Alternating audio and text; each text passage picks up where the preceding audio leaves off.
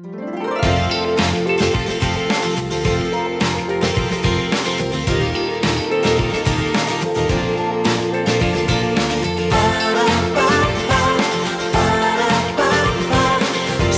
सवेरे पाकिस्तान।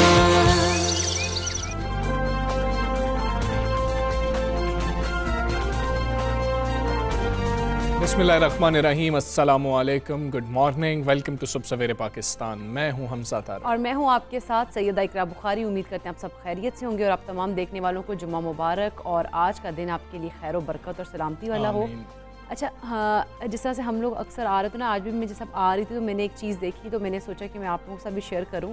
मैं हमजा से भी वो डिस्कस कर रही थी कि जब हम सिग्नल पे रुके होते हैं तो अक्सर जब सिग्नल खुलता है तो हम सारे जो है ना पीछे से जो गाड़ियाँ पीछे होती है वो खुलता नहीं।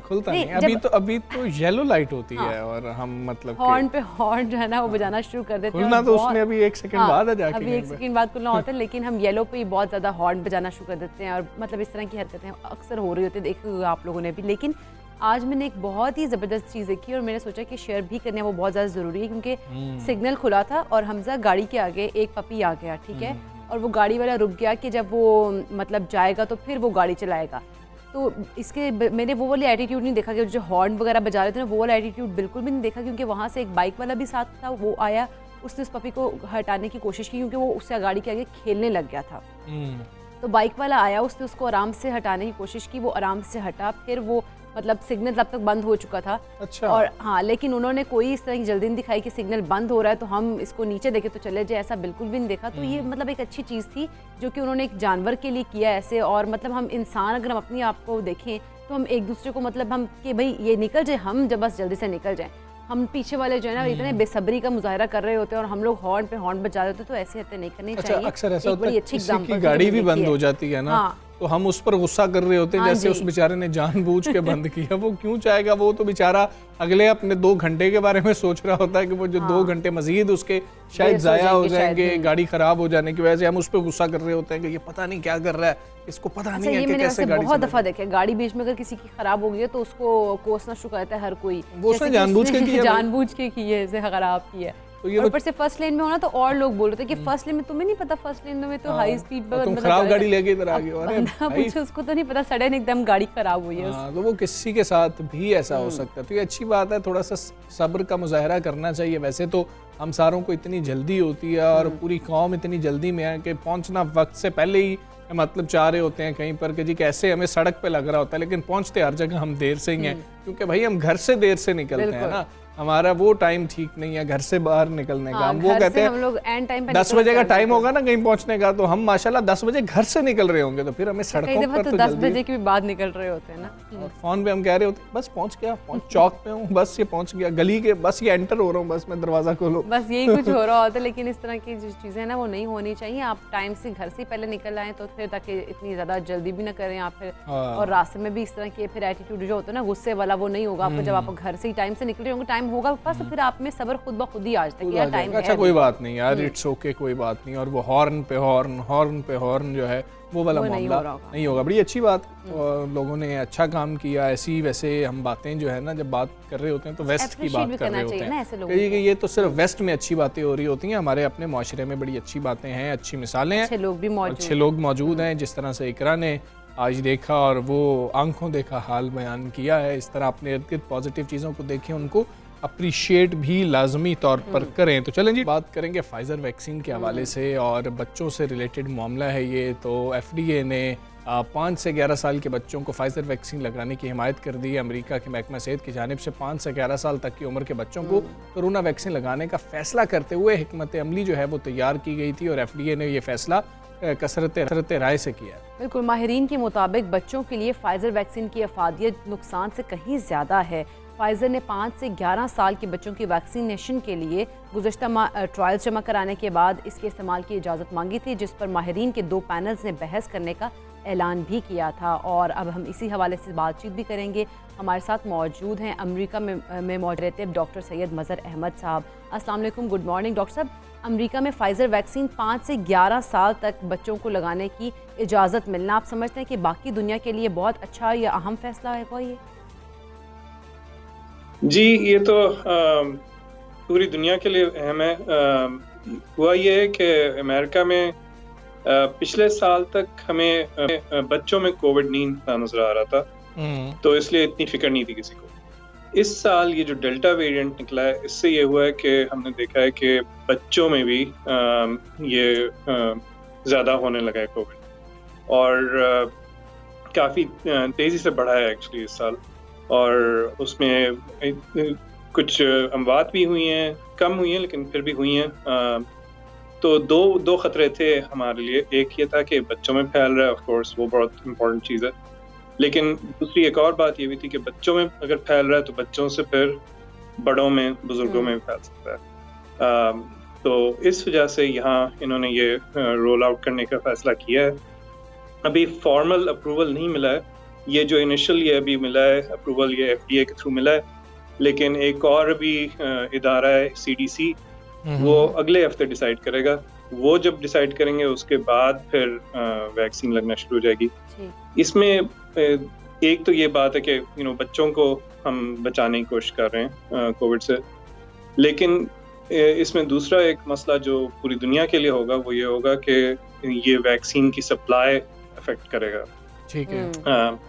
तो मैन्युफैक्चरर्स ने, वैसे तो फाइजर ने कहा है कि वो और इम्प्रूव कर रहे हैं, अपनी फैसिलिटी बढ़ा रहे हैं, अपनी प्रोडक्शन फैसिलिटीज इम्प्रूव कर रहे हैं, लेकिन फिर भी पाकिस्तान जैसे ममालिक जो कि वैक्सीन इतनी नहीं बना पाते अपने बलबूते से, जो डिपेंडेंट हैं वेस्टर्न कंट्रीज पे वैक्सीन के लिए, उनके लिए बड़ा मसला है, क्योंकि वो फिर एक और शॉर्टेज शुरू है। जैसे हमने पहले देखा था शॉर्टेज जो साल के शुरू में हुआ था, वो वाली सूरत हाल फिर से ना शुरू हो जाए। अच्छा डॉक्टर साहब, हमें ये भी बताइएगा, पाकिस्तान में हम देख रहे हैं कि जो पेरेंट्स हैं वो अभी तक हेजिटेट कर रहे हैं, वो मुतमईन नहीं हो रहे अपने बच्चों को वैक्सीनेट करवाने के लिए, क्योंकि जब कहा गया कि स्कूल में और कॉलेजेस के तलबा भी वैक्सीनेट खुद को करवाएंगे, तो हमने यही एक ट्रेंड देखा। अमेरिका में एक तो ये बता दीजिए, और ट्रेंड क्या है, क्या वहाँ पर भी पेरेंट्स जो हैं वो हिचकिचाहट का शिकार हैं, और क्या ये पेरेंट्स की सवाबदीद पर ही होना चाहिए कि उन्होंने बच्चों को वैक्सीन लगवानी है या नहीं लगवानी? जी, तो बिल्कुल यहाँ भी इसी तरह है कि बड़ों में भी काफ़ी हिचकिचाहट है अभी भी, हालांकि वैक्सीन काफ़ी लोगों को लग भी गई है, और बच्चों में भी है कि वैक्सीन जो लगेगी वो उनके वालिदैन की इजाज़त के बगैर नहीं लगेगी। वालिदैन डिसाइड करेंगे किस बच्चे को लगनी चाहिए, किसको नहीं। तो वो तो अव्वल बात है, उसमें तो कोई दो राय नहीं है। जहाँ तक इसकी सेफ्टी का ताल्लुक है इस वैक्सीन का, तो इन्होंने जो स्टडीज़ यहाँ की हैं उसमें पता चला कि इस एज ग्रुप में, ये जो हम 5 से 11 का एज ग्रुप की बात कर रहे हैं, इस एज ग्रुप में जो उन्होंने स्टडीज़ की हैं उसमें उन्हें बहुत माइल्ड किस्म के उसके साइड इफ़ेक्ट्स नज़र आए हैं। मतलब बेसिकली थोड़ा सा एक आध दिन बुखार होगा, अच्छा, कुछ जिस्म में दर्द होगा, अच्छा, कुछ ज़ाहिर जहाँ टीका लगेगा उधर दर्द होगा, बस यही है। बाकी जो ज़्यादा मुज़र किस्म के साइड इफ़ेक्ट्स थे, कुछ जिनका खदशा था, वो नहीं नज़र आए। तो ये एक काफ़ी अच्छी खुशाइन किस्म की बात है कि हमें वो उस तरह के साइड इफेक्ट्स नहीं नजर आ रहे। ठीक है डॉक्टर साहब, जैसे 5 से 11 साल के बच्चों की बात की कि अब यानी कि उनके ऊपर भी ट्रायल्स वगैरह हुए भी हैं, और इस तरह से जो रिजल्ट्स हैं वो उस तरह के नहीं आए जिस तरह के एक्सपेक्ट किए जाए थे, और वो ठीक हैं। लेकिन अब अगले मरहले में क्या देख रहे हैं? 5 साल से जो छोटे और नौज़ायदा बच्चे हैं, उनकी भी वैक्सीन जल्द खुलने का इम्कान है? उस एज ग्रुप की स्टडीज तो थोड़ी बहुत हो रही थी, लेकिन जैसे आपने कहा उसमें वो भी मसला है कि हर वैक्सीन या हर दवा जो यहाँ अप्रूव होती है, पहले उसका ट्रायल होता है उस एज ग्रुप में, देखते हैं कि वो इफेक्टिव है या नहीं, फिर देखते हैं कि सेफ है या नहीं। तो जाहिर है वालिदैन, उसने छोटे बच्चों के लिए वालिदैन भी परेशान होते हैं। जैसे कि आप यहाँ देख लें, अमेरिका में इस 5 to 11 एज ग्रुप में भी यहाँ 28 मिलियन बच्चे हैं उस एज ग्रुप में, 5 to 11, लेकिन जो ट्रायल हुआ उसमें सिर्फ 3000 बच्चों की वैक्सीन। तो आप देख सकते हैं कितना कम उस लिहाज से पॉपुलेशन के मुताबिक। तो उससे कम उम्र के बच्चों में और भी ज्यादा मुश्किल है, क्योंकि जाहिर है वालिदैन भी परेशान होते हैं, वालिदैन को भी खदशा होता है कि पता नहीं क्या इसका कुछ और साइड इफेक्ट ना हो जाए। दूसरा ये है कि उस एज ग्रुप में हमने इतनी डिजीज अभी तक नहीं देखी है 5 से कम उम्र के बच्चों में, और 5 का इसलिए भी, ये 5 years का जो कट ऑफ है इसलिए भी जरूरी है क्योंकि ये फिर स्कूल गोइंग एज शुरू हो जाती है। तो इसलिए भी उस लेवल पे प्रोटेक्ट करते हैं कि अब अच्छा स्कूल जाएंगे तो फिर स्कूल से ना लेके आए। उससे कम वाले बच्चे यूजुअली घर पे ही होते हैं तो ज़्यादा प्रोटेक्टेड रहते हैं। तो मेरा नहीं ख्याल उस उम्र के बच्चों ठीक को। है। अच्छा डॉक्टर, ज़रा आपसे हर्ड इम्यूनिटी पर भी बात करना चाह रहे हैं। हर्ड इम्यूनिटी को अमेरिका में आप लोग इस कॉन्सेप्ट को कैसा देख रहे हैं? क्या ये अचीवेबल है, नहीं है? और इसको हासिल करने के लिए, अगर हम हासिल करना चाहते हैं, तो बच्चों की बर वक्त वैक्सीन कितनी अहमियत क्या हामिल होगी? ये तो डिपेंड करता है, अहम तो है, लेकिन मेरे ख्याल में सबसे ज़्यादा ज़रूरी अभी भी वही है कि जो पहले एज ग्रुप्स हमने डिफाइन किए हुए हैं, यानी कि 65 से ज़्यादा जिनकी उम्र है, ठीक वो है। सबसे अव्वल उनकी ज़रूरत है वैक्सीन की। उसके बाद वो लोग हैं जिनके इम्यून सिस्टम्स जो हैं वो वीक हैं, यानी कि वो लोग जिन्हें कैंसर हुआ है या इस तरह की कोई बीमारी हुई है, उनके लिए ज़्यादा ज़रूरी है कि वो उनको ये वैक्सीन दी जाए। उसके बाद आपके वो लोग हैं जो आपकी वर्किंग पॉपुलेशन है, जो 20 से लेके 60 साल की उम्र के तकरीबन इस एज ग्रुप में जो आपके काम करने वाले लोग हैं, आपको उनको ज़ाहिर प्रोटेक्ट करना है। मेरे ख्याल में वो ज़्यादा ज़रूरी है उन लोगों को अभी भी। और अमेरिका में तो फिर भी वैक्सीन है, वेस्टर्न कंट्रीज में, लेकिन बाकी दुनिया में अभी भी उसमें काम हो ही रहा है, अभी तक लोगों को नहीं लगी है वैक्सीन। तो मेरा ख्याल है वो बाकी दुनिया के लिए वो ज़्यादा ज़रूरी है कि उन लोगों पे फोकस करें।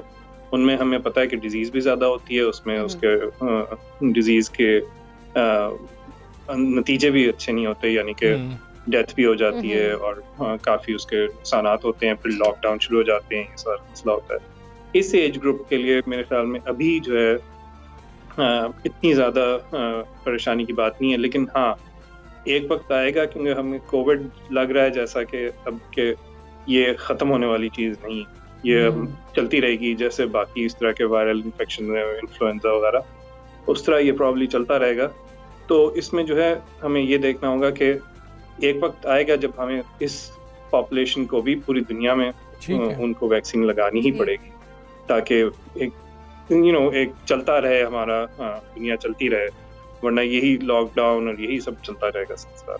डॉक्टर साहब बहुत शुक्रिया आपका, अमेरिका से आप हमारे साथ मौजूद थे और बात कर रहे थे जिस तरीके से फाइज़र की जो वैक्सीन है वो 5 से 11 साल उम्र के जो बच्चे हैं उनको भी लगाने की FDA ने इजाज़त दे दी है। ये फूड एंड ड्रग एडमिनिस्ट्रेशन है अमेरिका में जिसने ये इजाज़त दे दी है, तो जो कि एक संगे मील है। और इस उम्र के बच्चे भी अगर हम वैक्सीनेट कर सकते हैं तो ये बहुत अच्छी बात है, लेकिन पेरेंट्स की मर्जी से इसको मशरूत भी किया गया। क्योंकि अब हम देख रहे हैं 5 से जो 11 साल का जो एज ग्रुप है वो स्कूल में जा रहे होते हैं बच्चे, तो उनको मतलब पहले 12 साल तक था, अब उन्होंने 5 से 11 साल इसलिए किया क्योंकि वो भी स्कूल जा रहे होते तो वहाँ वो भी कैरी कर सकते हैं वहाँ से जम्स, तो इसीलिए अब ये ट्रायल्स वगैरह हुए हैं। उसके बाद उन्होंने कहा सबसे बड़ा मसला इकरा इस वक्त ये आ रहा है कि पहले बात हो रही थी कि 2022 में शायद कोविड खत्म हो जाएगा, फिर मतलब बात हो रही थी अच्छा 2023 या 24 तक जो है ये खत्म हो जाएगा, लेकिन अब ये बात हो रही है कि शायद कोविड का खात्मा नहीं होगा, हमें ही कुछ ऐसा करना पड़ेगा, ऐसी वैक्सीन्स होंगी कि जिसके जरिए हम इसका रेट कम कर सकते हैं, किसी तरह से इसको कंट्रोल कर सकते हैं। डॉक्टर साहब ने भी कहा कि इन्फ्लुएंजा जिस तरह से हमारे साथ साथ चलता आ रहा है और अब बिल्कुल वो आम सा हो गया, लाइट हम उसको लेते हैं, तो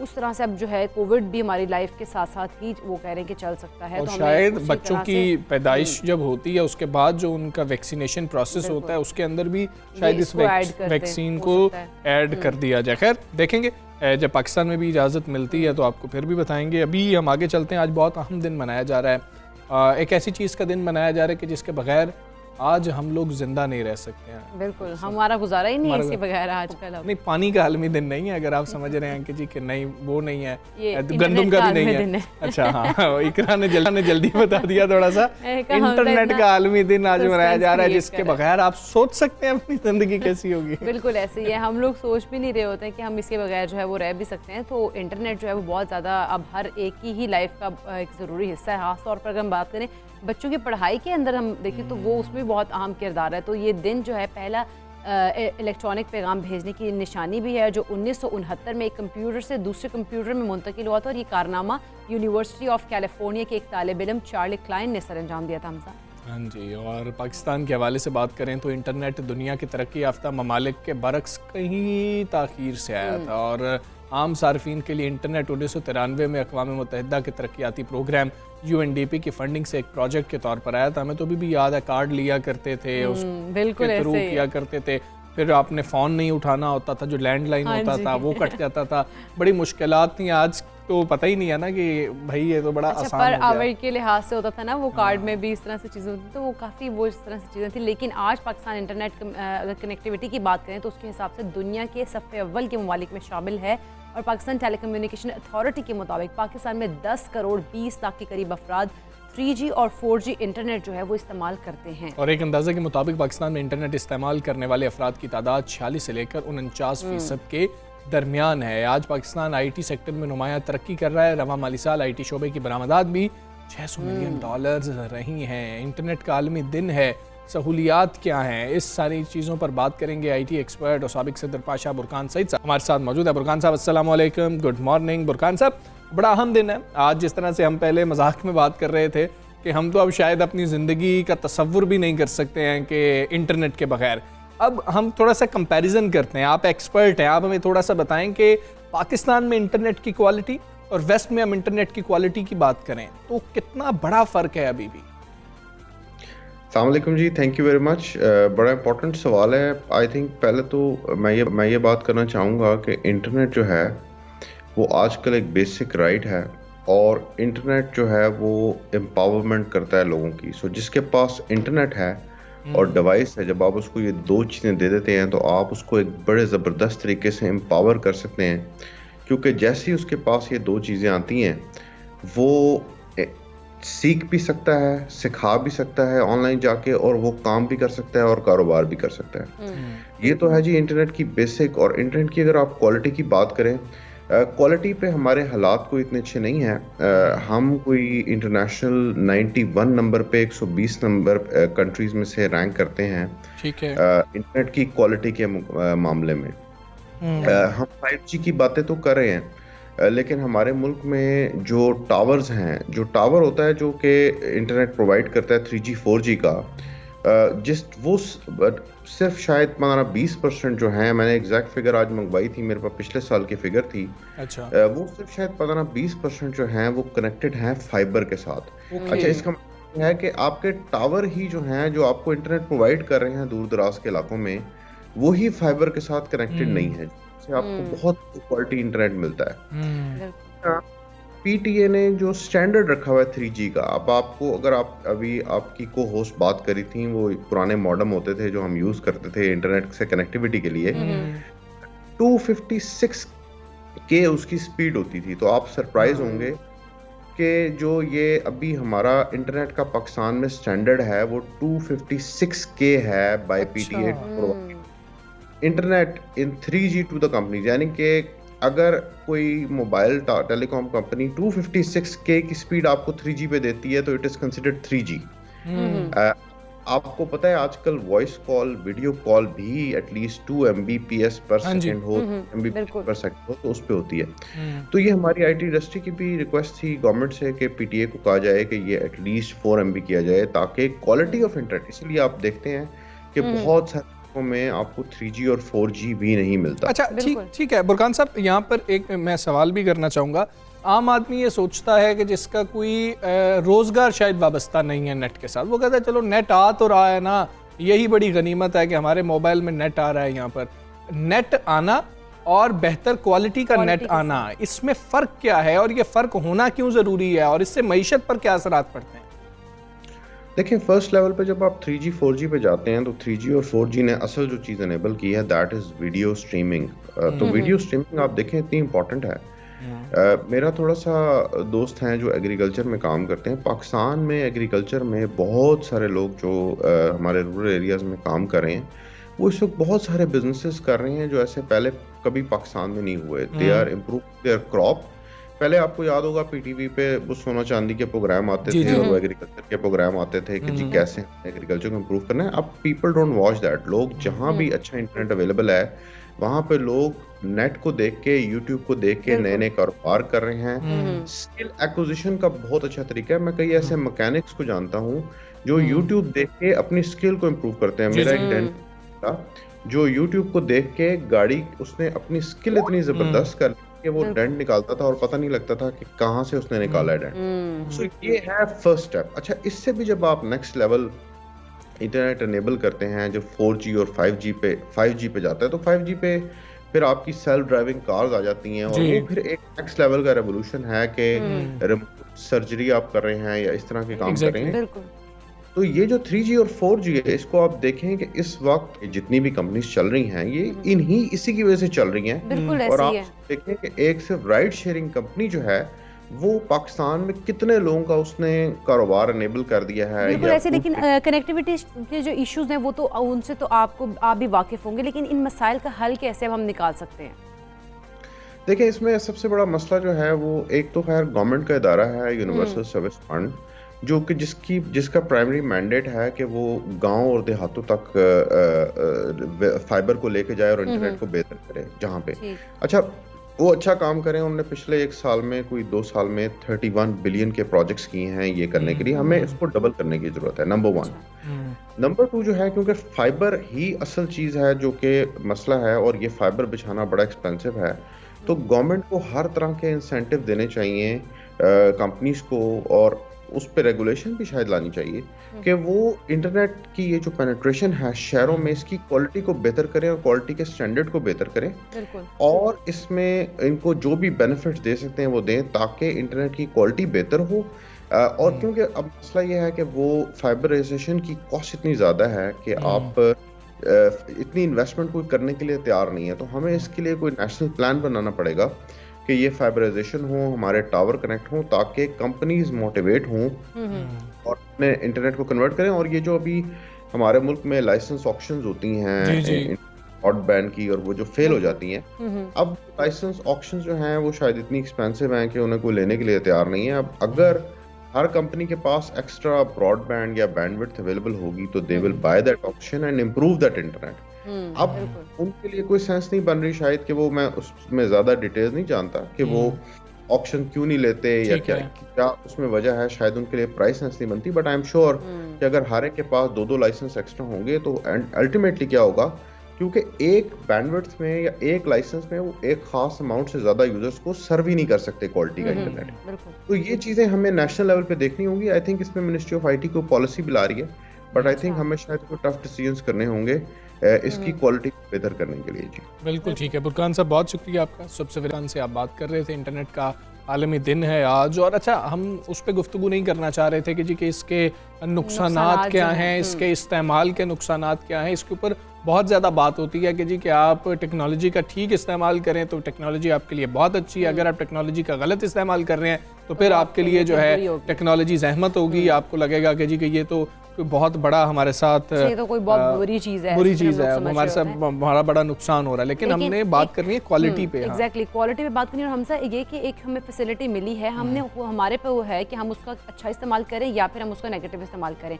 तो जितनी अगर हम पॉजिटिव की तरफ जाएं और पॉजिटिव इस्तेमाल करेंगे तो वो उतनी ही हमारे लिए फ़ायदेमंद भी होगी। बिल्कुल ऐसा ही है। और इंटरनेट आज की एक हकीकत है, आज की एक ज़रूरत है, और हर शख्स तक जब इंटरनेट पहुँच रहा है, बिल्कुल दुरुस्त बात थी।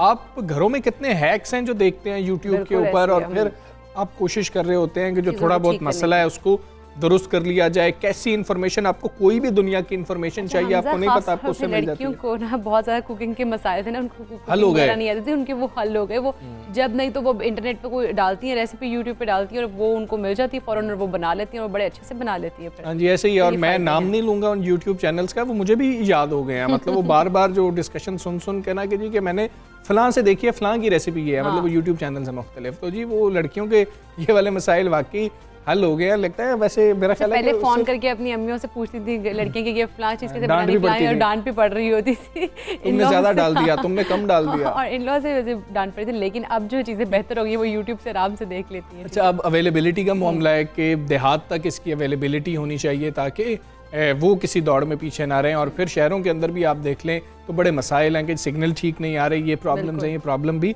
हल होना बहुत ज़्यादा ज़रूरी हैं। चलें हम एक ब्रेक लेते हैं, ब्रेक के बाद वापस आते हैं। Stay with us.